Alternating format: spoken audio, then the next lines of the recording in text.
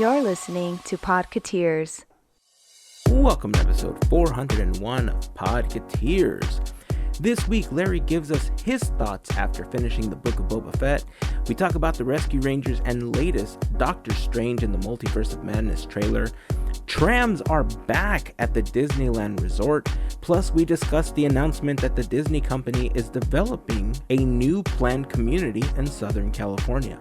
We'd love to hear how you feel about some of the things that we talk about in this episode, and you can do that by joining the conversation over on Instagram, Facebook, or Twitter.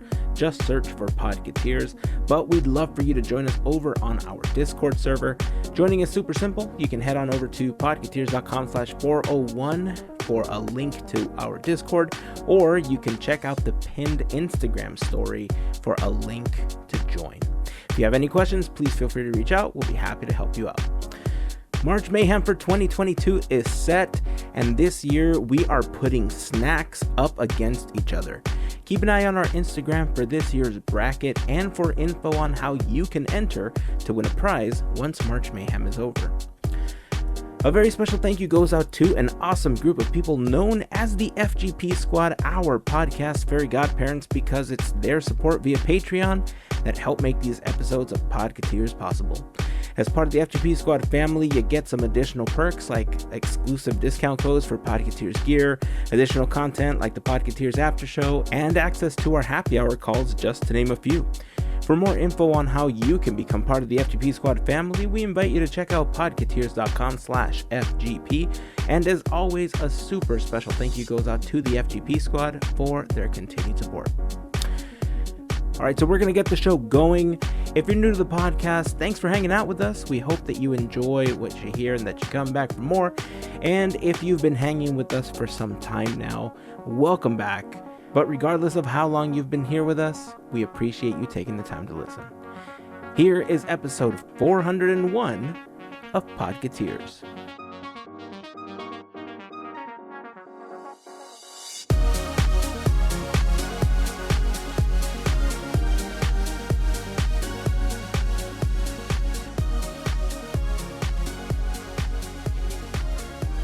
Ho ho.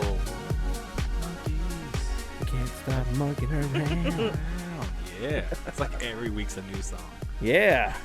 That's for you kiddos out there on the internet. Because the kiddos love the monkeys. Yeah. Yes, especially Love monkey. on monkeys, TikTok. The show. The monkeys are huge on TikTok. The 70s or something. Yeah. That's funny. I don't TikTok, so I wouldn't I know. don't much either, so that's why I'm kind of quiet here. Same. No, I'm I kidding. Yell at people. Look, TikTok is full of trends that my knees just cannot take. So I'm never ever going to attempt them, because dropping that quickly and then standing back up is not something my back or knees can handle. I've seen those videos. They'll go on, people put them on Instagram too, and I'll see them every once in a while. I don't get the one where they're like, okay, there's just like Italian music, and people are like moving their hands around and like, this is something that's nice in my house. And then it's like, here's 10 things that make sense in my 100-year-old farmhouse. So I don't know. Some of those are better than others. Yeah. Yeah, some of those are better than others. You'd be surprised at what becomes a trend on TikTok.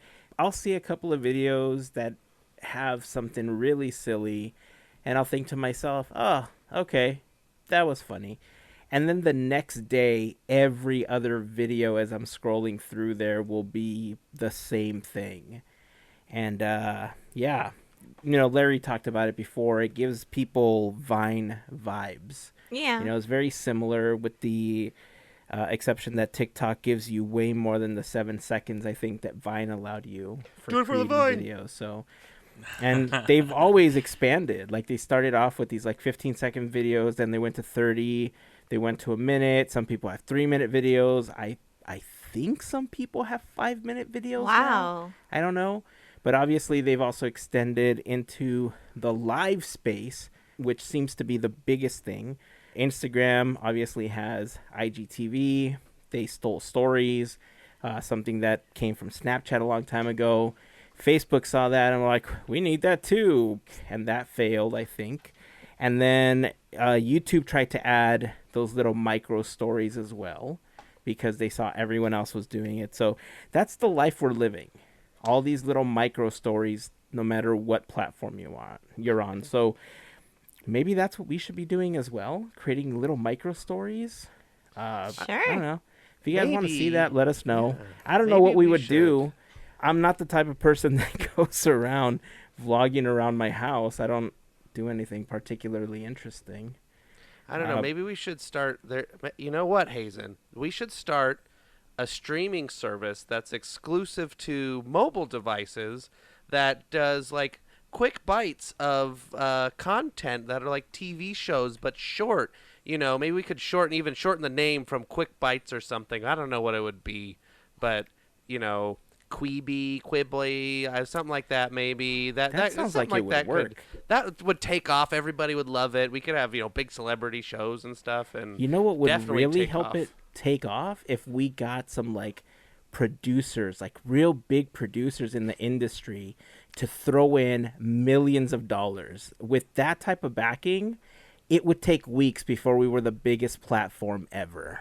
Yeah, I think we can make that happen. All right, let's make a call tomorrow. We'll call our good favorite guy, Jeffrey Katzenberg. He'll do it, right? I know he'll do it, yeah. He loves to back little projects like this. Man, so much to talk about. Last week, we celebrated episode 400. We've had tons to talk about over the last couple of weeks, so trying to narrow everything down was difficult because after a while the news cycle goes so quickly that I can't speak for all of you, but I kind of forget sometimes what happens because everything's just going by so quickly. Thankfully, we shoot text messages to each other throughout the week, and it kind of helps trigger some of the stuff that's going on. So we definitely want to catch up on the Rescue Rangers trailer, Doctor Strange. Disney's building a new community, trams at the parks. We got some March Mayhem news coming up. We got some Spider-Man news that's coming. So quickly, before anything else, I have to ask, Larry, did you finally catch up with the Book of Boba Fett? Yes. With everyone in America. Yeah, I've caught up. I tried the stream from the half point, and I was pleasantly surprised because, like everyone else was saying, it was slow. Yes, it was in the beginning, but it's like I felt like I closed the book. If I was reading Boba, Robert Fettuccine, the book biography, closed it halfway through, and I was like, I'm gonna get back to this when I'm in the mood, and it was perfect because, well, just from what you guys are explaining too, you hyped me up, got me right back in. Nice. So I have to ask you, since I think out of the group, we've talked about how you're the biggest Star Wars fan of the four of us. Oh, by the way, spoiler alert, if you haven't seen the Book of Bob Fettuccine or the Book of Boba Fett, we're going to get into spoiler territory. Last time I screwed up, spoiled it for Larry. Thank you for not being so mean to me about it, Larry. Going into this, episode 6, we're going to talk about it right now. Spoiler alert, if you haven't watched it, in 3, 2, 1. Okay, so I have to ask, what did you think about how it ended and the choice that Grogu made? Can I get one of those shirts? Just kidding. Beskar, you want a chainmail shirt? Yeah, one of those Grogu. Could they make those in big man size? I'll take one. That's a lot of Beskar steel. Yeah, right. That's a good one. No, I think it was an interesting choice because, how do you, like, if you want to go down to just, like, a random fan, you got a little cool Yoda lightsaber, and then you got a shirt. But that came from, like, a rag, right? But the coolest thing about how that got played out, that was so Star Wars for me. That choice that Luke is giving Grogu at that point, that is, like, Star Wars to literally the T to what Baby Groot. Baby Yoda. Baby Groot? I was gonna say Groot there for a minute. Grogu. Yeah, it was so good to make that choice of the the Force or whatnot. But he's not a Jedi anymore because we've seen a little bit in the backstory about Grogu. There's some flashbacks there he had when he was working there with Luke, which was really cool because he's starting to unlock some of maybe the Jedi training he had in the past. But it's done now. And it was good they touched on that because that kind of goes back to like Anakin, and even if you want to go into Kylo Ren's backstory of how you have to be like committed to being a Jedi. You can't be this like wavering like spirit with the Force. You have to commit to it. And it was right. Like Grogu made the right choice. I just thought, yeah, he's so connected, to the Mandalorian. There's just no way. It was just no way for me, at least. I don't know where to find myself with all of that right now. I loved the Mandalorian series, so obviously I want Grogu to be happy. I want Din Djarin to be happy. But at the same time, like you said, there was that cute little lightsaber that he was about to hand over, and it looks so adorable while he's waving it at him, and he's like, ooh, pretty light, right? And then he's like, but you have to make a choice. I'm like, come on now. Why does he have to make a choice? I don't know if I'm saying the name right. I know that they mentioned him in the Book of Boba Fett at one point because they were talking about it when they brought up the lightsaber. But Tar Vizsla, he was a Mandalorian that also served as part of the Jedi Order. I mean, the dark saber was part of that mythos and that story along with him. So why can't Grogu do both? Maybe we haven't seen that yet. I think you're jumping onto you're literally making a Grogu jump from stone to stone somewhere. Well done. To the future. I don't know. There's a little bit I feel like that was dropped like as like one of those, hey guys, keep an eye out. But you would hope that it doesn't go down with the Mandalorian still having the darksaber. You would hope something happens where he doesn't have to kill him, because that's how the Mandalorians will pass on the darksaber. You learn that part too. And you have to take it by pretty much like battle to death, which was interesting. A side note, the score, I mean, we've been hearing the Mandalorian score for a while now, but the score in the episode, I think that was either 6, but when it's just with Din Djarin, it was beautiful. Just absolutely well done. That was one thing I wanted to make sure to get in there, because they did I know it didn't have a lot of Boba the Fett, but that was a great episode to tie back in, and the music was great. So I see we were torn though, but I think we got a lot to go. I think there's still more story to be told. That's the thing. Yeah. I have a feeling, if that's the case, I have a feeling that somebody's going to beat Din Djarin for the darksaber, because remember, during his training, they kept telling him, like, you can't wield it with strength. You have to wield it with, your inside. You have to feel it when you're wielding it. I think what's going to happen is somebody's going to beat Din Djarin for the darksaber, and Grogu's going to beat that person for the darksaber, and Grogu's going to end up yielding the darksaber. It'd be crazy. You just right? I could see that happening, but I don't want to call it quite yet. This feels like a Marvel setup where it's like too easy. Like to put the pieces together, be like, yeah, that's what fits. But I feel like there's something else there. Well, I'll be honest, with most of Star Wars stories, there's usually like this Padawan thing, especially when you talk about Jedis, where the master of trainer, there's usually a heartbreak at some point where either you see them go or they're taken by the dark side. And I would hate if that's the story, because that's going to hurt just thinking about that now, if that's like an outcome. But I can't say that that's for sure, because they've been changing the rules here and there on certain things. They'd quirk certain things here, and I'm like, okay, I see what you're doing there, Jon Favreau and the rest of the producers and directors here. You're trying to implement a little bit of that disguise that they do in Marvel, where you're like, oh, okay, I see where you're going with this. So I'm with you here. I feel that's, if you're gonna ask me to like take a heavy assumption on it, yes, I would say that's what it feels like right now. And it would be crazy to see Grogu wielding the darksaber. Like, just the last, like, more spoilers here, when he took down that thing at the end, that was pretty much Boba Fett's little pet at the time, when it lost control.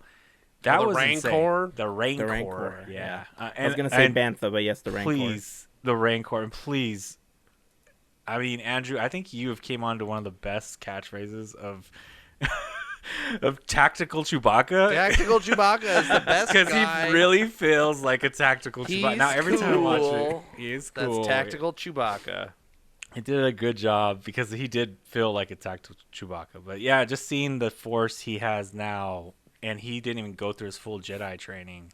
Grogu is what I mean. It it's gonna be really interesting to see how the story keeps playing out. And just great comedy, bringing back some of the older characters from the Mandalorian seasons. That was awesome. That was cool. When Luke asked Grogu, do you want to remember where you came from? And so Grogu has this flashback. You clearly see stormtroopers raiding. Yeah. Who do you think saves Grogu? I don't, man. I kept trying to look closely. Like, I rewatched that part a couple of times just to see. I really don't have a clue. I can't even guess, honestly. I mean, a lot of people are probably going to jump to, like, I don't know, Obi-Wan Kenobi. But because there's a new series coming. Yeah.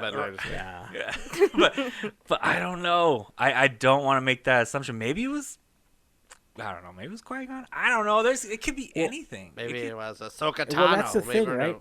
No, well, see, that's the thing. Like, in the scene, it's clearly somebody that's hooded. Yeah. And so you can't necessarily tell who it is. And so I thought, well, what if it's Qui-Gon Jinn before Darth Maul kills him? Right. Right. So he could have done it right before. Right. But at the same time, it could have also been Anakin. Good point. Ooh. See, that's a good one too. Yeah, I didn't even think about Anakin being the wow. Yeah, because that would be Anakin twist. hadn't gone to the dark side yet, so he could have technically been the one that saved Grogu. So I don't know. I'm intrigued. I'm all in on this, and I'm so happy that you're caught up because, I mean, that ending. You know, the final episode or the final chapter of the Book of Boba Fett was actually pretty good. Yeah. I liked it all the way through to the point where, because my wife and one of my kids hadn't yet seen episode 6, the one that was just all Grogu all the time, we saw that one, and it led us right into the final chapter. And I enjoyed it again. So I saw it twice by myself. I saw it once with them. And 3 times in, I'm like, okay, well, I tried watching the first episode multiple times, and I couldn't make it happen. But 6 and 7, or these last 2 episodes, these are great. Yeah. Good writing, too, I thought, with the Mandalorian, in the Din Djarin and Boba Fett, having those scenes kind of like we're rolling out together alone in this, like kind of going back to the Mandalorian's roots. And he's like, you really believe in that stuff, don't you? And it really showed that part of like giving a little bit back to that whole storyline. And I don't think he's shotting off his one-time booster in so long. I mean, Boba Fett shooting off his booster shot in that fight scene that they're battling for the town. Basically, it's been a while since he shot that off, but I still got the like old school Star Wars vibes. Like, yeah.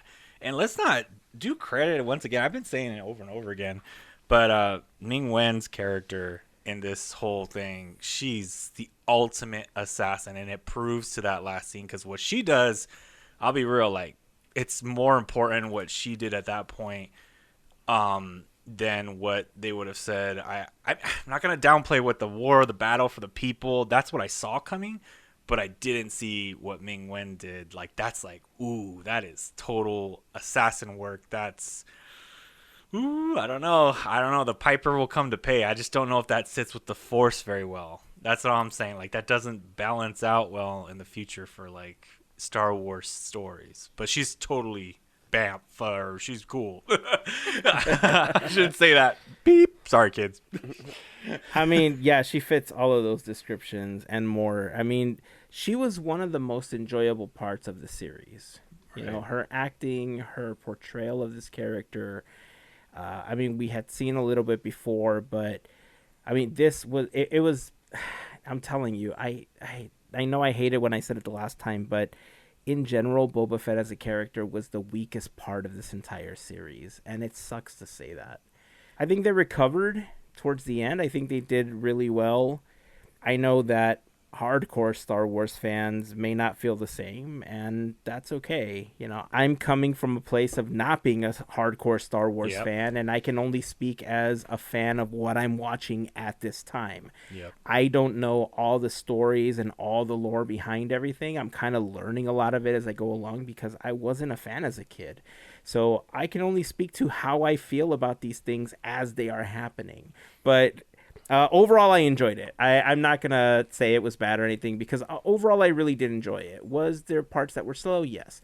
But I think in everything that you watch, I think the majority of things that we watch, especially when they're episodic like this, sometimes tend to really crawl at the beginning because they're introducing you to characters, they're introducing you to backstory.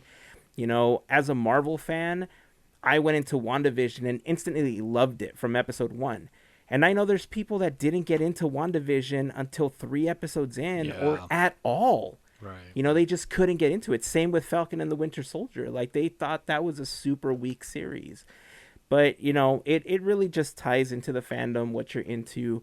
And either way, I'm looking forward to the next Star Wars series that's coming to Disney+.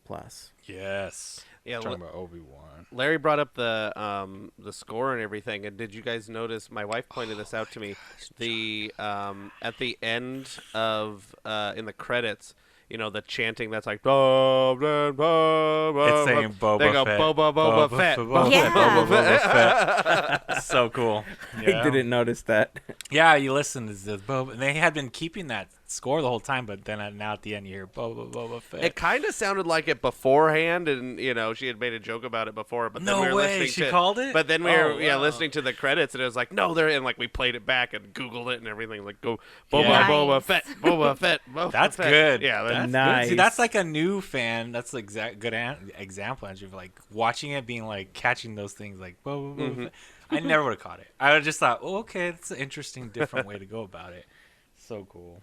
All right, so let's continue with a couple of other movie-related items before we jump over Popcorn. to the talk of the Disney community that's being built. Spider-Man has now taken over Avatar's third place spot domestically in the box office, just bringing in the money, man. Spider-Man taking everybody's lunch money right now. Yep. Take that, Avatar. I know you don't like that. I know that at some point they're going to be like, let's re-release Avatar because Spider-Man. Nope. Yeah. You know, I'm okay with Spider-Man. Look, if Spider-Man took over like Endgame and all that stuff and it became like the top grossing Marvel film of all time at some point, I'd be okay with it because it's a really good movie. Yeah, rightfully so. It's deserving. Take it. Yeah. Like, are there a few plot holes that I think kind of break a few things? Yes. But having seen everything that I've seen in the Doctor Strange trailer and what I feel is coming, I think it was broken on purpose now. Mm-hmm. And we're seeing why. Yeah, it was all by design to set up everything else that's coming. So, congratulations, Spider-Man. I love this. I love that it's happening. I hope one day it gets a release in China because the release in China, I think, is what's going to put it over the top globally. If I remember correctly, it's number 6 in the global box office right now. That is correct. Yeah, so- $1.8 billion. You know, just, I mean, you can find that in your couch, right? Just loose change at some Avatar point. made $2.8 billion in the worldwide box office. Asterisk after 17 releases. True that. Avatar's gonna make more comebacks in the movie theater than Main Street Electrical Parade does at Disneyland. Oh, too soon? I'm sorry. I'm sorry. I'm kidding, but I'm not really kidding because you We're know awake. what happens. Before we jump into Doctor Strange, Rescue Rangers, another film that's going to be coming up very, very soon. Think of it as 2.0. It's not a reboot. What was the tagline? It's not a reboot. It's... I don't know. It's a continuation. It's something like that. I don't remember. I just watched the trailer like 2 seconds ago. Same. They said it's not a reboot. It's a comeback. There you go. That's what they call it. Yeah. Thoughts on the Rescue Rangers movie coming to Disney Plus? Who cares about the Rescue Rangers? Roger Rabbit's in the trailer, and that's all I care about. You see him for about a second and a half, and Roger Rabbit's there doing the Roger Rabbit, and it's the best thing that's ever happened in a movie trailer since 1989. So yeah, Roger Rabbit's there, and hopefully he's the third lead of the movie. Behind Chip and Dale and Roger Rabbit go on adventures, and yeah, that's what should happen in this movie, but it's not going to. Yeah, there's my first thoughts on this film trailer. I'll let everybody else go. That's so funny because mine was they're using Indy as an IP finally. Finally, It's like, yay, we get to hear it. And maybe they'll put the same little bit of care into the attraction because go. Putting that out there in the universe, You want Chip and Dale on Indiana Jones? Oh, sure. Put them in a crevice right there. Why They're not? like in Yours Mars there Eye, already. Yeah, like, exactly. Why not? Put a little bit of dust, you're good. Life size, Right? which is like 5 inches. Yeah. That's like the new Hidden Mickeys. Larry, what about you?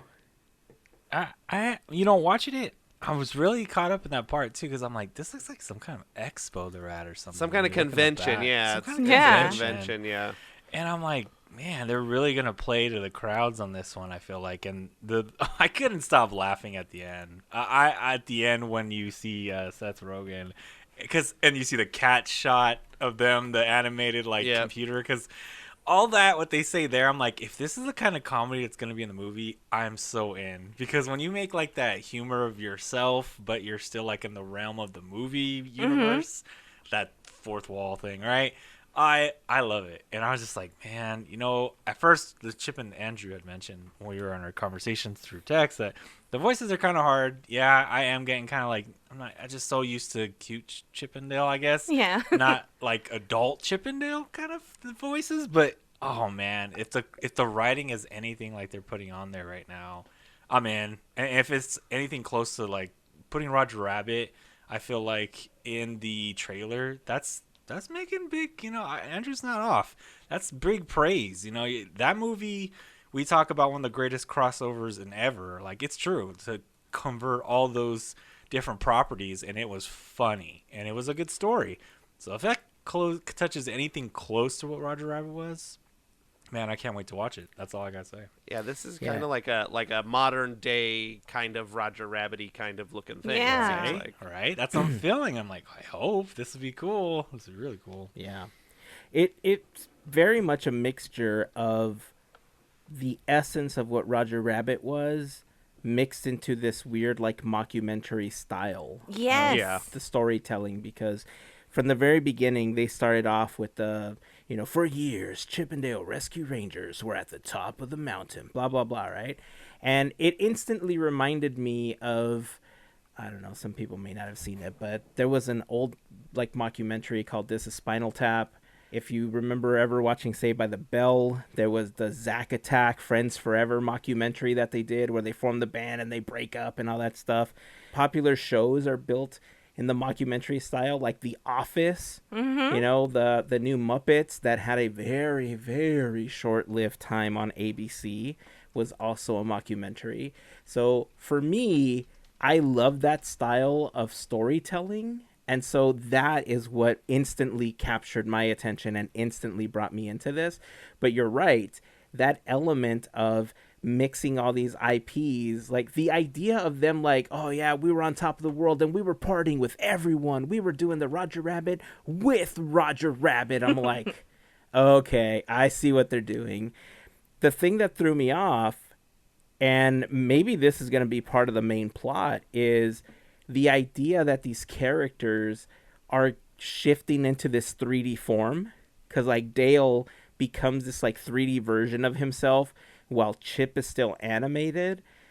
And I think it looks like that's going to be the main storyline, that something goes wrong and that when you do that, it makes you mindless and these other characters don't know what they're doing or something like that. Overall, I think it's going to be fun. Watching Chip in John Mulaney's voice absolutely throws me for a loop. I'm like, I can't, like, it breaks my brain after watching Rescue Rangers for so long. But I don't think it's anything that I can't get over. Yeah, so I've gone through the trailer a bunch of times, and there's lots of stuff going on. I'm assuming that they're going to explain away the voices as well. That was for the TV show. This is what we sound like in real life. This is the they modulated it on there. But then Monterey Jack sounds exactly like Monterey Jack did in the thing. Also, we don't see any Gadget, and maybe that's the who knows if rescuing Gadget or finding Gadget is going to be part of the storyline. I don't know, but there's lots of cameos. Like we said, Roger Rabbit and the Indiana Jones stuff, but there's also Scrooge McDuck. Yeah. My Little Pony. Paula Abdul and MC Scat Cat. Yeah, the Scat Cat. Three Little Pigs. And then there's I'm going off my list here. There's a part where you see them take there's a photo on the phone, and it's them in front of Cinderella Castle in Walt Disney World. And then you said Larry brought up the cats from Cats. And then there's what looks like Aladdin flying on carpet, but if you freeze frame it, there's a hand sticking out, and it looks like a Mickey style glove sticking out of like what would be Aladdin's hand. So somebody's wearing Aladdin's clothes. I don't know, it was Mickey or Goofy, Max, I don't know, Pete, who knows, but lots of stuff in there. And then there's so many like homages to, like, there's like a Jurassic Park homage where like the big like bear guy, he's got like a Wreck-It Ralph arm and like a gun arm, and the banner falls down. I don't know. The trailer's really cool, really well done. So I'm excited for it. I hope that it is as good as I want it to be. But yeah, that, like Larry said, that Seth Rogen thing at the end where he's like, "I am looking directly at you."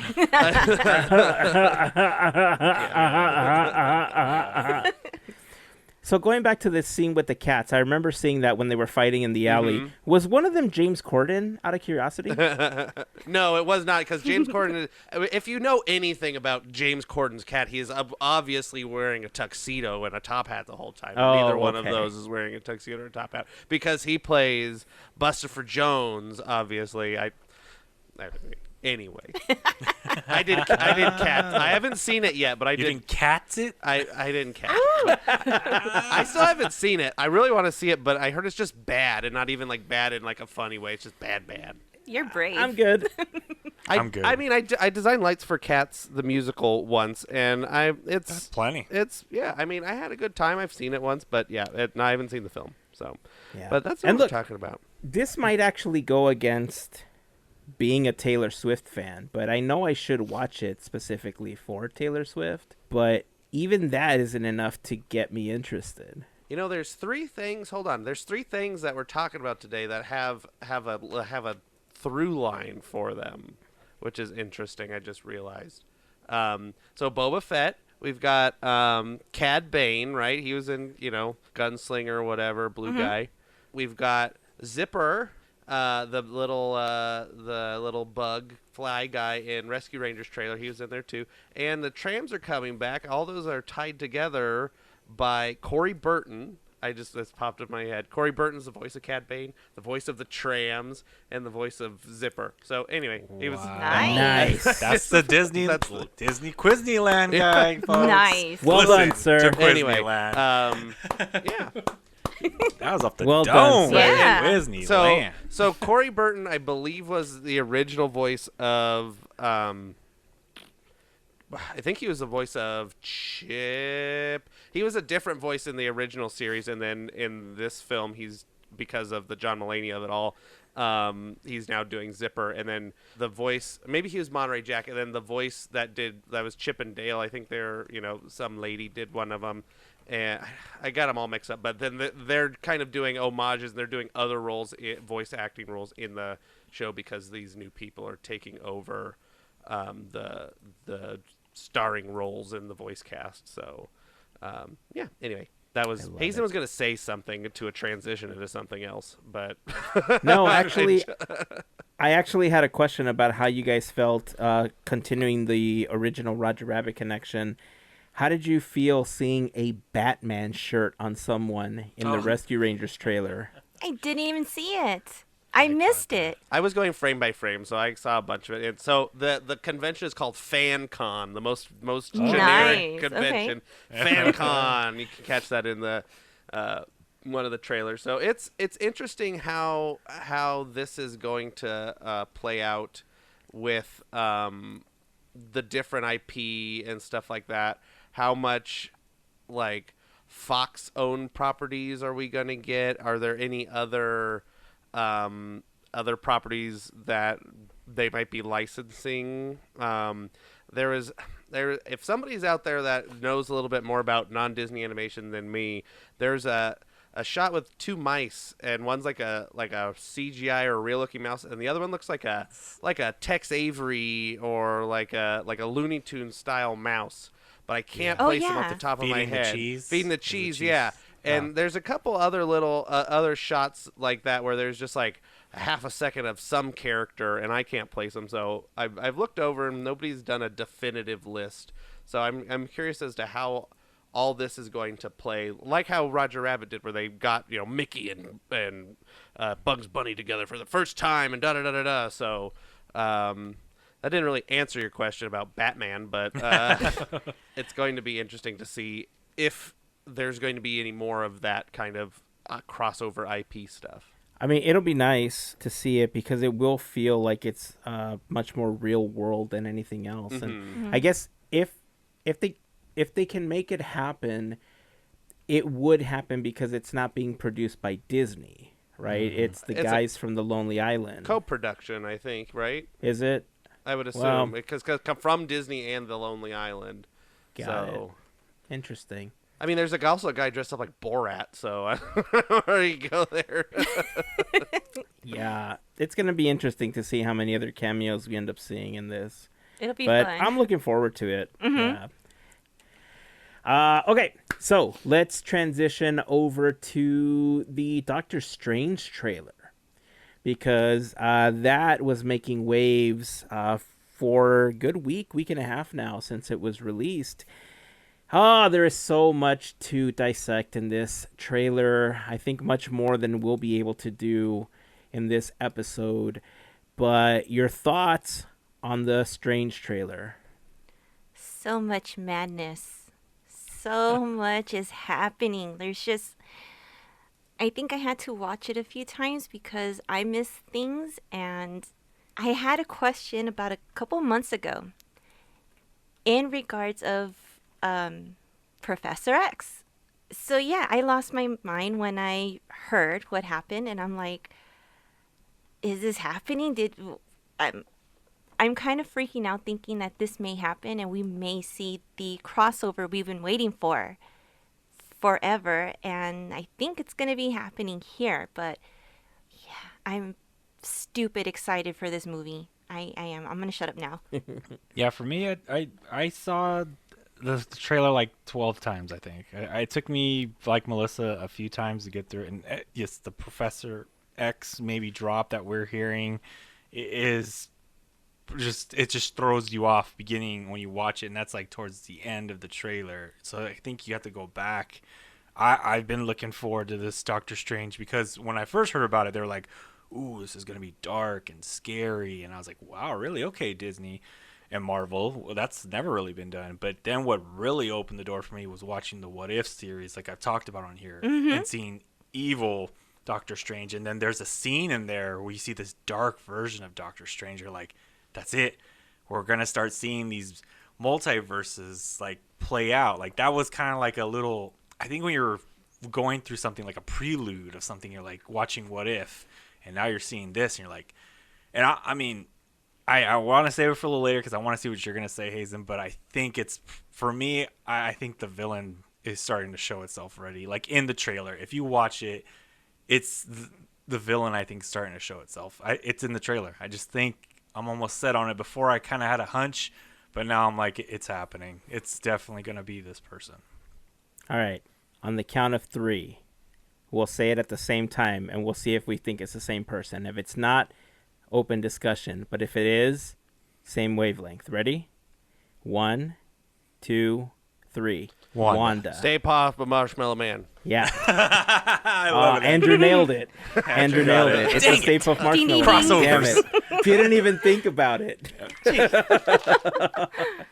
Yeah, I'm with you on that one, dude. I'm totally with you on that one. Yeah. Andrew, what about you? It's about the same Puff Marshmallow Man, or about Wanda. Yeah, it seems like from what I've been trying to do some research on villains and Doctor Strange adversaries and stuff like that, and from what it seems like, this is what is it, Gigantus? I don't know, the big octopus looking guy. He seems to be a middle of the road kind of whoever, whatever, but in the opening Marvel logo, you do see those tentacles kind of come through in the Marvel logo, so this could be another way of them trying to push you in one direction and thinking who the big bad is in the film. Yeah, but it totally makes sense that Wanda is the antagonist in the film because of what they've been building to with WandaVision and everything. You know, there's no reason that this is a Doctor Strange and Wanda team up movie. This is a Doctor Strange has to deal with Wanda movie kind of thing and figure out how to control and, you know, with the fallout. I like, what's the deal with Wanda? But yeah, it's making sure that they don't break reality any more than it already has, I guess. I don't know. It gets a little too heady for me in some of these things, so I'll just ramble until I say stop. So I'm gonna stop right now. I wanted you to go into more of the Stay Puft Marshmallow. Okay, well, so what I'm thinking about the Stay Puft Marshmallow is that big octopus guy. He gets hungry. No, okay, I'm gonna stop. And he decides he wants to make some s'mores. And then the only thing he can find is this big. Gargantos. It's funny because Gargantos is actually a character in the comics named Shumagorath, but they don't call it Shumagorath in Doctor Strange or like in the Marvel universe that we're seeing as part of the MCU. They call it Gargantos for some reason. So we don't know if it's the same monster or if it's just a cousin of that one or something. All we know is that we've seen this monster in What If. We've kind of seen it now in the trailer. So it's going to be interesting how that plays into everything that's happening. Man, for this trailer, I saw it many times, and I have to admit that there were so many things that I didn't know, especially about characters like America Chavez. I'm not really familiar with America Chavez's character, and I've learned a little bit about it now that I've kind of had an opportunity to go into it. They're connecting, I feel like Doctor Strange is going to spend most of his time trying to protect America from Wanda. And when they got to the scene, I don't even know where to start. There's so much to say. Okay, so let's start at the beginning. It's really difficult for me to talk about this because I'm so excited and there's so much I want to share and there's so much that I've learned that I don't know where to start. But I'll start here.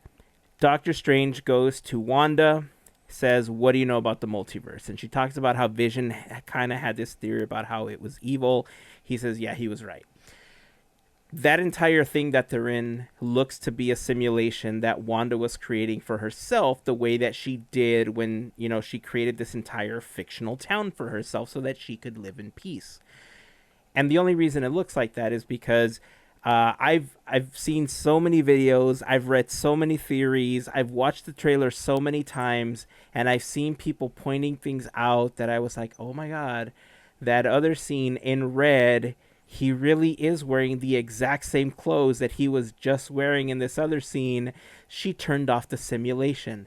Oh my God, we're all living in Wanda's simulation. Everyone is right on TikTok. So, in the multiverse, she's searching for her kids. And there's this one scene where you see the shards of glass that are breaking, and there's 2 cells. And then there's another scene in the trailer where they show the exact same cells that are like prison cells by the Illuminati, and America Chavez is in one of them. And the theory is now that the reason she can't tell where her kids are is because the Illuminati is holding them hostage. And so that got me thinking, like, okay, so is this entire thing that's happening people thinking Wanda's evil because all she wants is her kids back? Like, that's a horrible way to demonize a mother trying to find her children, right? And so my head is spinning at all the theories that spawned from that. And so then we got the whole, like, maybe we should tell him the truth. And we see this dude on a wheelchair. And it's like, is that Charles? Is that Professor X? I mean, so many people are confirming that. Nobody can say definitively, obviously, until the film is out. But there's a lot of things that are pointing to, yes, it's him. You know, the fact that we see the Ultron bots carrying leading Doctor Strange into that giant building, which looks to be where Professor X had in like one of the comic series. That somebody pointed that out. Those handcuffs that he's got, that looks like pretty advanced tech. And if it really is the Illuminati, then Superior Iron Man is going to play a really big role in all of this tech because he was evil in all of that. Like, he wasn't the good old, like, slap-happy Iron Man Tony Stark that we know and love. Like, he was evil, you know? So I'm all in on this film. Like, I was all in after the last trailer that we got. If you remember months ago, I was like, all right, I don't know. It's Doctor Strange. It's like, whatever. But the more that I've seen and the more that I'm seeing it connect to What If and the more that I'm seeing how it's going to lead in, I could keep rambling. I'm going to be like Andrew. Like, unless you tell me to shut up, I'm going to keep rambling about this. That's the theme for today. I think we've all said that already. But yeah, there's so many details, and I know we're missing a lot more. But can we talk about Zombie Wanda? Yeah. Oh my gosh. Yes. This makes me excited. I want to see this. And then just the possibility we will see this at the parks. All right. Yes. Yeah. Oh my God. Zombie Wanda at the parks. Yes. Oh, More. and Zombie Strange. But, I mean, it depends on when we see Zombie Strange.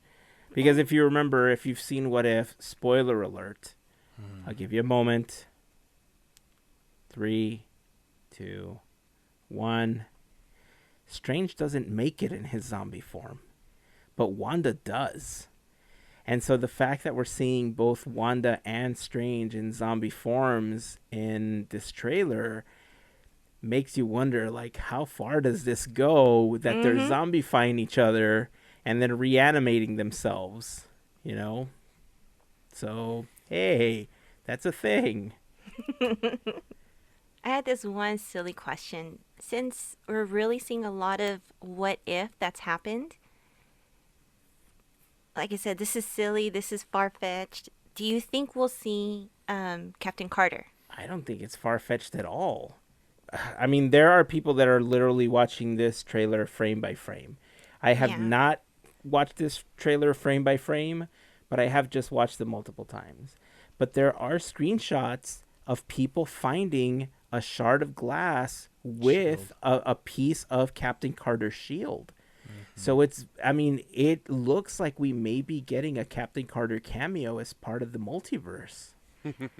Oh, boy. Yeah, and that's funny because I remember when What If started, I don't remember how many episodes in we were talking about it, but we wondered how much of it was going to be canon.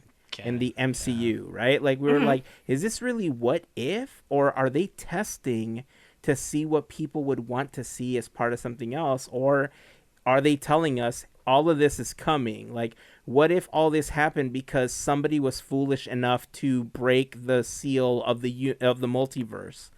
You know what I mean? Like, what's the rest of that question? It's what if ... What if Doctor Strange messed up the universe and he opened up all these portals and every one of these episodes becomes true? Ha ha ha. Dash What to the Watcher. End quote. Right? Yeah. Right. Like you said, I love that they're bringing in all these elements of What If, but does that mean that we're not going to get any more What Ifs? I was hoping that this was going to be like a yearly thing where we got like another 8 episodes and they played out a bunch of scenarios of heroes and what might happen if certain things were to go awry or something, you know? Now we'll know that if they did do What If again, it's going to play directly into whatever film they're going to release next. And that's fine. So, you know, you're talking about watching the trailer frame by frame, right? Are you doing Well, that I'm right doing now? that right now.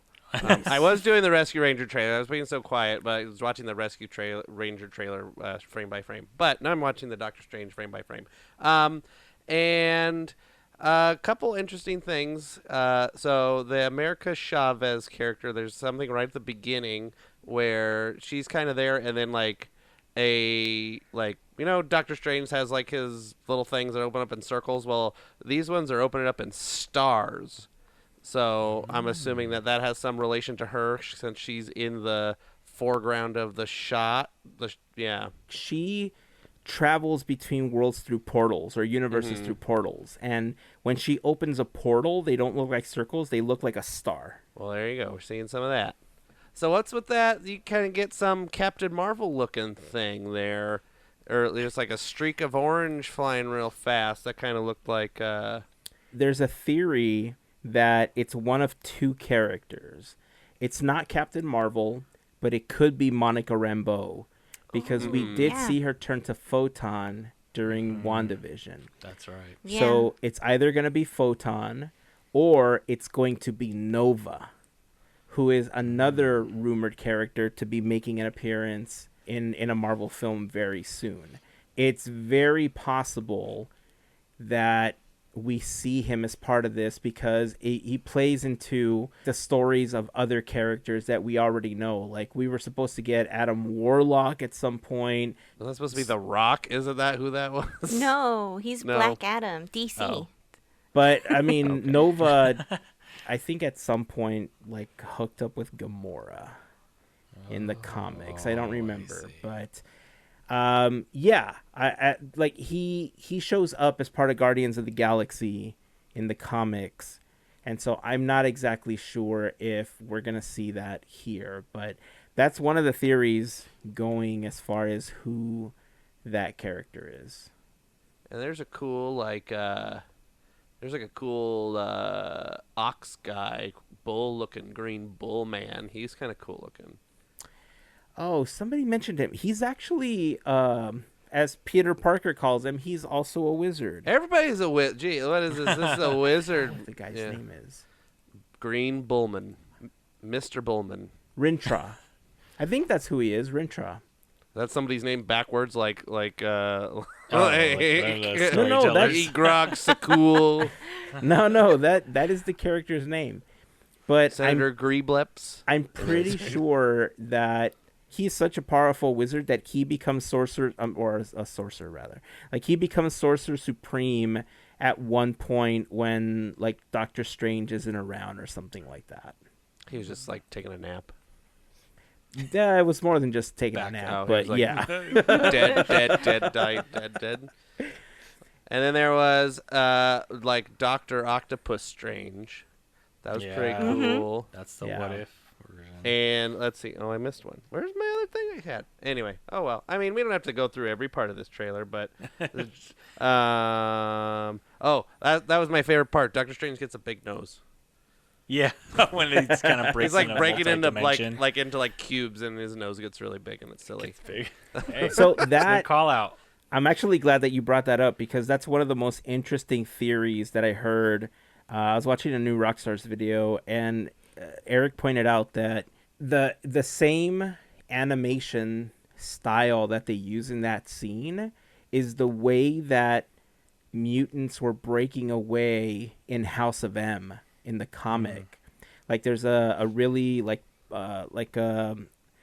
a really well-known shot of Wanda splitting up with those squares as part of the comic. Cubes, yeah. And the theory that he had was, what if all of this is setting up the MCU in such a way where instead of Wanda saying no more mutants during all of this, because remember when WandaVision first started, there was all the theories. Like I was talking about how we felt it was kind of leading towards House of M at the end of WandaVision, and then it didn't happen. It turned into something else. But the theory for this is that what if House of M already happened? What if the MCU as we know it is a continuation of something that was already happening? Which, truthfully, kind of is, right? Because if they're beginning to make a lot of these Fox films part of the canon, and if the multiverse opens up in such a way where they are canon, characters like the original Patrick Stewart, Professor X, Logan, played by Hugh Jackman, or Wolverine, played by Hugh Jackman, will become canon, but they will no longer be the current X-Men because we'll see new versions of them from other multiverses. It's a really interesting theory, and one I think I would have to think a little bit more about to really fully get behind, because I think that if they went with that theory, there's other things in the MCU as we know them that would kind of break. You know, they wouldn't make sense anymore, especially leading into Infinity War and how things ended in Endgame. That's why you have Loki, the show. Okay, so Loki also plays a huge role in it too, right? Because it's very possible that Kang was a member of the Illuminati. He gets shunned from the group and tries to go start his own thing. And so the reason the Illuminati knows what's going on is because he used to be one of them. You know, they're at the end of time. They know everything that's supposed to be happening, blah, blah, blah. I mean, there's so many amazing theories going on with this. I don't know where they're all going to take us. I think a lot of them are pretty spot on. They do a pretty good job of following the comics, not word for word, obviously, but the general storyline of a lot of them may get twisted a bit or given to other characters, but the overall story arc, I think, is there. And if we did end up seeing a reverse House of M, and the MCU as we know it kind of happened after all of that, I guess I could live with it. But if you're wondering what it breaks, I'll tell you right now. The main thing that it breaks is Wanda. Okay? Because if you think back to Age of Ultron and you think back to all the times we saw Wanda and Pietro, they were incarcerated by Hydra. And so if they were incarcerated by Hydra and during the testing Wanda finds out that she has these powers, how could she have done that as the Scarlet Witch before? Unless they find a way to make her forget, because it would be the same Wanda. But the only thing that might give some validity to that theory is the scene where you see Wanda walking up to Wanda inside of her house. Inside of her own house. Right? Yeah. So that looks like the Wanda that lived there beat up the Scarlet Witch, which could have been the Scarlet Witch that caused the House of M thing to happen prior to the MCU. This Wanda that we know from the MCU absorbs the old Wanda and now knows what she did with the mutants before. And so the story can continue. Crazy. So it's possible. There is a way to mesh the stories together, but if they don't do that, Doctor Strange, the whole thing breaks because Wanda's the reason all of that happens. Right? My face is gonna look like Doctor Strange face if that's the real little story. cubes It's gonna like, start piecing in. Right? That's funny. Well, I mean, I can't wait. I mean, all of these teasers that we're getting, I'm all for them. I hope we get another one. The date for this one, I can't come soon enough. I'm so ready to watch this film. I'm hoping to go watch Spider-Man again if it's still in theaters because I want to contribute to bringing it up to number 2, hopefully. For the and then making it a little harder for Avatar to catch up. It's only like 100 million away from number 2. I can do it. Okay. We're going to transition over to the parks, but before we do, I do want to remind you that this episode of Podketeers is brought to you by a fantastic group of listeners known as the FGP Squad, or as we like to call them, our podcast Fairy Godparents, because it is their support via Patreon that help make these episodes of Podketeers possible. If you want more info on how you can become part of the FGP Squad, you can head on over to podketeers.com/FGP for more info. There you will find a list of some of our top contributors, a link to our Patreon, a little info about what the FGP Squad is, and if you have any other questions, you can always feel free to reach out. But in general, being a part of the FGP Squad family does get you some additional perks like discount codes for new Podketeers gear, first dibs on new releases, Podketeers after show, additional content over on Patreon. You get a special section of our Discord server to just chat with other members of the FGP Squad and us. You get some random gifts. I'm planning on sending out some stickers very soon. Some of you may know what they are. I've shown them to some of you, but we thought it would be fun to make this sticker, and we did. And now I'm going to send those out. So, random stuff. Anyway, if you want more info, again, podketeers.com/FGP is where you want to go. And of course, to all of the members of the FGP Squad, we just want to send a huge thank you for your continued support. Also, by the time that this episode releases, we're going to be just under a week to get to March. That means that March Mayhem will be kicking off very, very soon. Since we only do March Mayhem Monday through Friday, we decided to not start it on the 1st. We're going to start it on the 7th. So March 7th will be the first matchup for March Mayhem. This year, we asked all of you to help us decide what we should put up against each other. We got an overwhelming response for snacks and food at the Disneyland Resort. So if you've ever fought on why a churro is better than a Dole Whip, or why a turkey leg is better than a Matterhorn macaroon, now's your chance.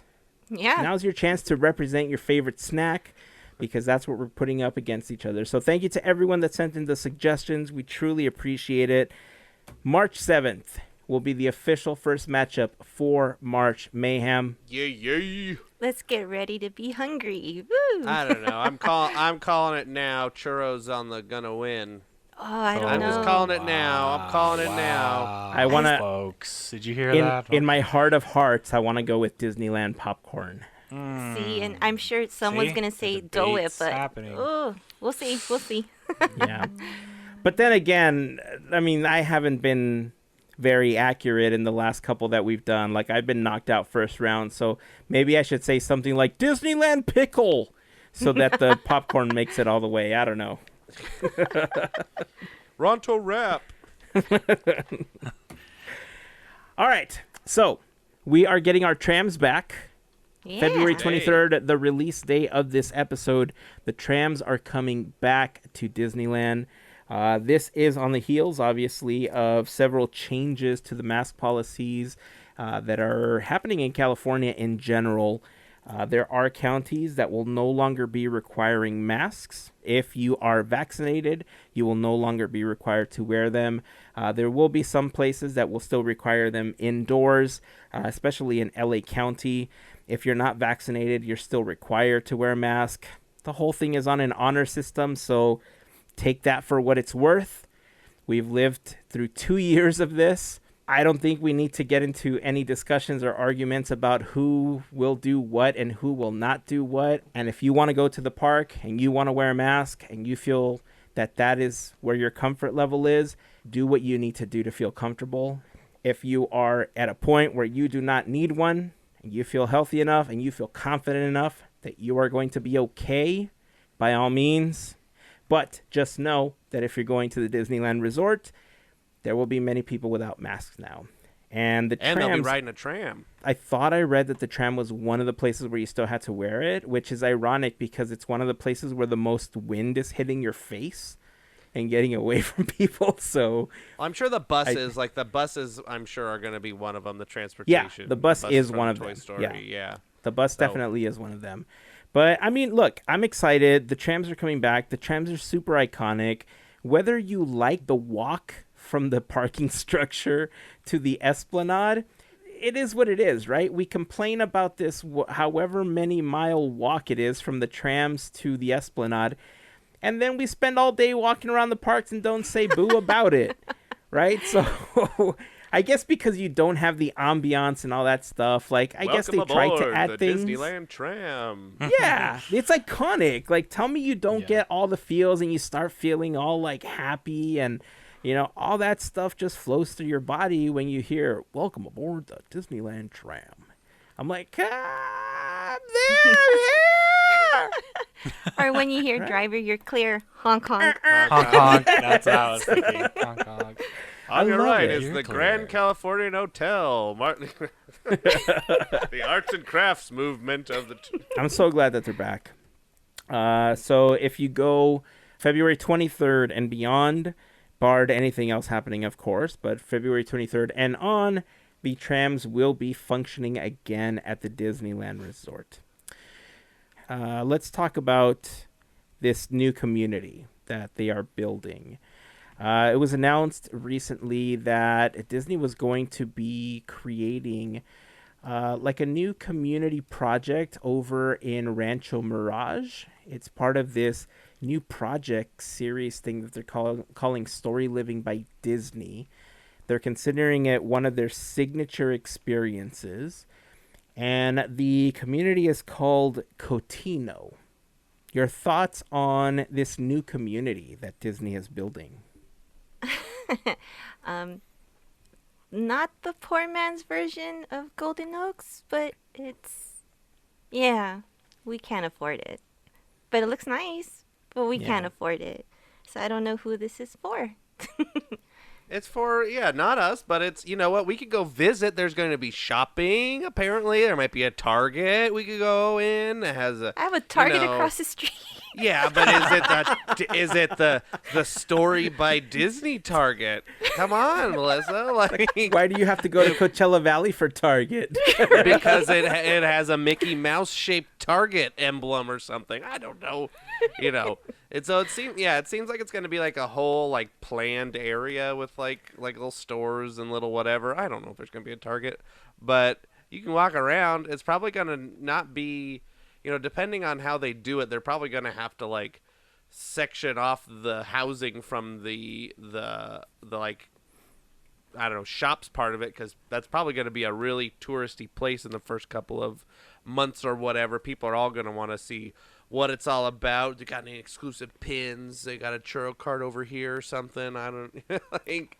Yeah, it would be nice to have the money to live in this place, but and a little far from Disneyland. It's kind of far.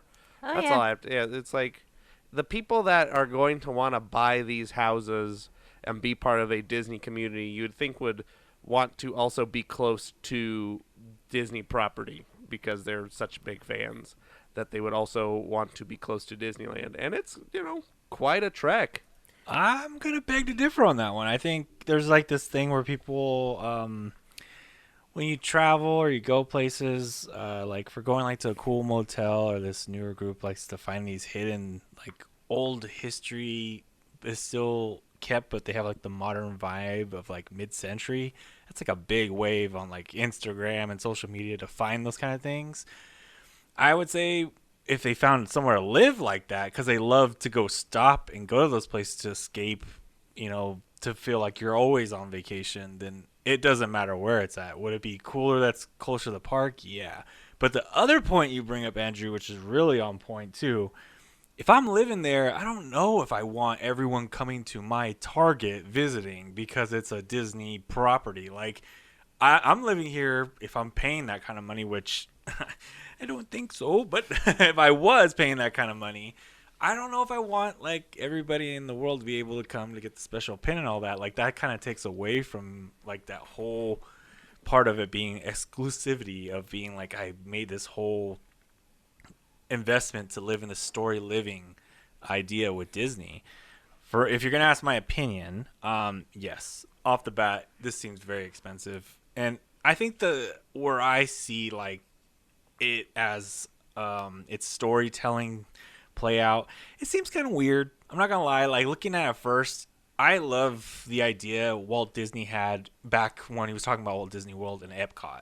I know that sounds like crazy long time ago, but this like world that was going to be like streets that were, for the future, people were going to work there and live there and like make this community that was always built to innovate. That sounds cool. This part kind of sounds a little different because it's like, oh, we're going to give you the Disney feel and vibe, almost like Kumbaya-ish feeling. I don't know, that gets kind of borderline, like, ooh, kind of creepy a little bit, but I could see the appeal to which they mention in every party's articles, the 55 plus community. If you're like an older adult and you need a retirement, like a lot of the older communities, individuals have hard times finding places that are like top posh that have this like real good offering for a retirement home. And if you have the money, which at that time, some people either have the money or they have family members that may want to invest the money to put their family in a community where they feel safe, why not Disney? I love Disney. So I could see that part of it. The other part, though, does seem kind of like, it doesn't go all together for me. Yeah. You made a really great point, Larry, when you talk about, where you would want to retire and stuff like that. And I've read a couple of articles about this. I saw the sizzle reel. I mean, I get the connection to Epcot, right? But the thing about Epcot is that it was supposed to be a self-sustaining thing, right? And the biggest issue I have with creating a parallel to Epcot for this is that they're putting it in the middle of a desert, and they're going to build this artificial lagoon where people are supposed to feel like they're at the beach, but how are they going to fill that up?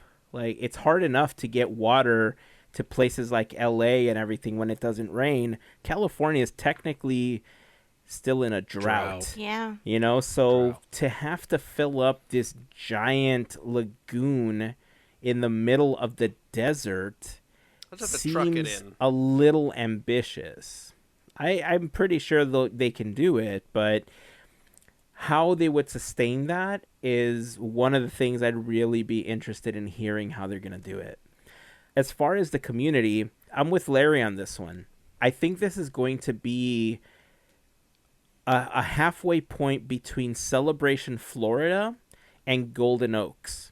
Celebration it's a Disney community. It's a Disney-made community, but it's pretty open to anybody, and they have like their own like movie theater, all that stuff. This is going to be exactly the same, but it's a gated community. Everything that they have is going to be for the residents of Cotino. And what they build out is going to be basically downtown Disney inside of this, residential area that they built out. The Target comment is funny, but I think I'm kind of leaning towards I don't think they're going to have a Target there as well. I think they're going to have much more expensive stores for the people that are living there, along with the World of Disney, at the end or something. As far as who it's for, yeah, you're right. I think it's for people that have much more money than we currently have. Not to say that if I didn't win the lottery or something, I wouldn't want to retire here once it's built. Because I've always wanted to live. Yeah, like I've always wanted to live at Golden Oaks, except that it's Florida. We love you, Disney World fans, but yeah, like so much. The weather over there is just too kooky for me to even pretend I would enjoy it on a long-term basis. So, I mean, yeah, this is kind of the next best thing. It's in a weird area, but considering how much of California is already developed, I understand why they did it. Now, if this turns out to have a section that's specifically like a resort, where half of it is like you could purchase homes, you can retire in it, like a quarter of it is retirement, a quarter of it is homes, the other half or another quarter is sectioned off as like for vacationers, it makes sense, right? Because Palm Springs and Palm Desert are sandwiching where this goes, or this would end up going. Like Rancho Mirage is like right in between both of those. Palm Springs in particular is a big like touristy place where people go like for the weekend and they go hang out, they just go relax. Palm Desert, kind of the same. There's a couple of national forest areas out there. It's okay, right? If you're going to go on vacation for the weekend. So if they're going to have that, it makes sense. But as far as purchasing a home, I think it's going to be a little out of many people's price ranges. As far as retirement, that seems more plausible for a lot more people. And if I had the opportunity, I'm not going to lie, I'd probably want to retire there once I know what it looks like.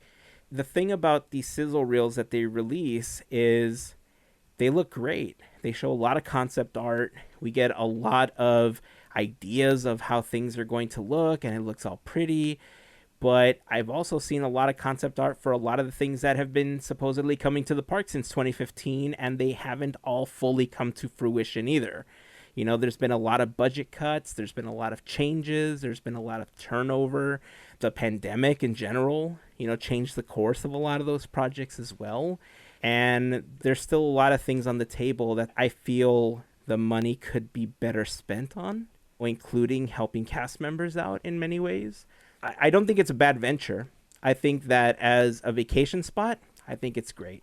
Look how things like Aulani and the cruises and all that stuff do. They do really well, and they do well for a reason. Everybody wants that Disney magic. But looking at this community, I know that Imagineering is involved in designing it and everything.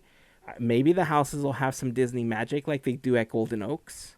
I don't know what they're going to put into all of them, but it's going to seem like a resort is what I'm trying to get at. It's going to, you're going to live there, but overall, I feel like it's going to feel more like you're on vacation than anything else. Could be. Well, time will tell. And I wonder what, I'm sure there's going to be a crazy, what do you call it? Homeowners association when you're in there. Oh yeah. My God. But I wonder if that's going to ban things like, what do you call it? Where you rent your house out on the app. Airbnb. Airbnb or whatever. You're going to Verbo. Airbnb it. And, so I can see somebody purchasing a house just to make it Right. an Airbnb for that reason or whatever, and charging out the wazoo for staying there. I did find in an article that outsiders will be able to visit by purchasing a day pass. So there will be day passes available. There is a day pass they're planning. To visit the community, and it is being built by DMB Development, so it looks like it's a partnering thing. So I'm sure they're putting up a lot of the upfront for the building, I would assume, of the houses or what have you, or it's a partnership. But they're a luxury housing community building outfit. So I would assume that that company is going to do everything they can to get this thing built as well, because their name's attached to it as well, and it's going to make them a ton of money, I'm sure. And with that, folks, we'd like to announce the next Patreon feature we have is the Podketeers Retirement Fund. For a monthly low price of $8,000 a month, you can help the Podketeers retire. Can help the Podketeers retire. At Cotino. Cotino, that's it. When is this supposed to be built? I don't remember seeing a between date. now and 10 years from now, I guess. I don't know. Interesting. I don't think there's any dates as of now. I think it's one of those things where we're developing this. We have some Contact art. us. Hey, not even, they don't have, it's just we made a page. So in 5 years when we have it, it's kind of like when they're like, hey, we're gonna do this. We'll give you some updates. Hey, here's the big plan for expanding the Disneyland Resort. There are no dates or anything, but hey, we just need to put this out there so the boards and the community they see the interest. Well, the city council needs to have it out in a public, air it in a public thing and get approval, and this way it has public opinion to sway the city council to approve the da-da-da. I don't know. It's probably something like that. Life Lessons with Andrew on the podcast this week. I sound real smart, don't I? I go, I did. It's something with the city council. He sold it. Solid good. You know what's funny is that earlier when I was saying that it would make sense for them to section off a bit of this for vacationers it's just clicking right now that they could actually just add this to DVC or create a new version of DVC specifically for Cotino. Yeah, And that way you don't have to use your points for DVC, but you can buy into it, and the people that are buying into this would be funding the development and the building of Cotino. And then when it's done, they'll just have like 5 or 6 hotels or residential areas where you can rent out the house for the week or whatever as part of that membership that you got. Yeah, the articles I've been reading have said that as of now, there are no rental options planned. So I'm assuming that includes stuff like DVC. That's kind of like a rental. Timeshares always make my head hurt. So you own it, but you don't. But you pay for it, kind of a hotel, but it's not. So yeah, the couple articles I read did say there's no rentals planned for this community at this point.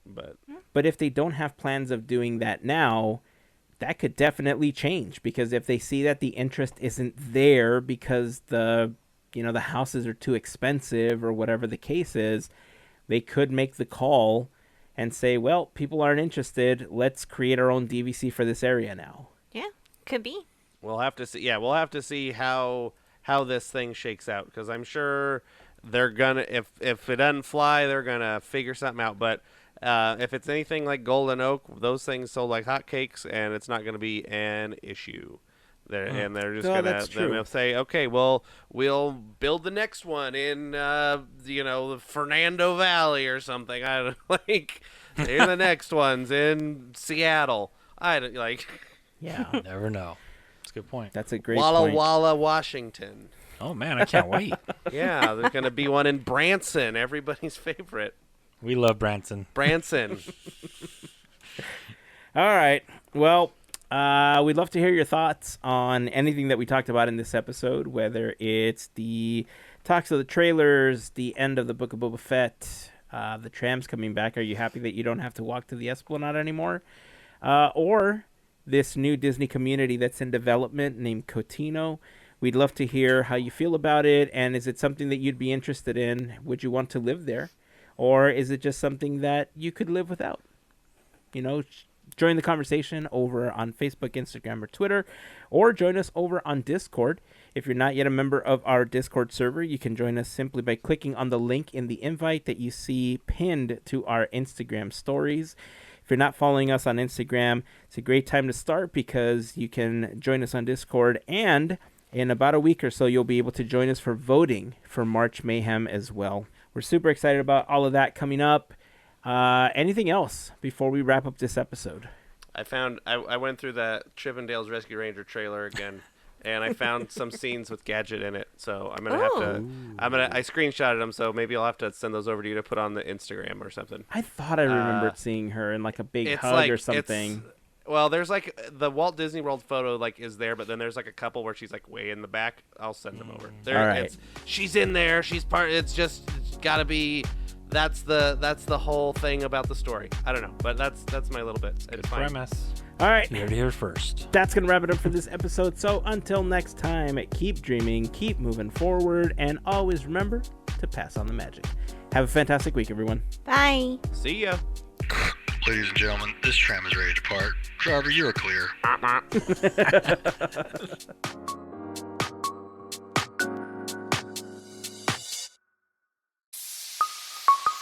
Part of the Podketeers Network.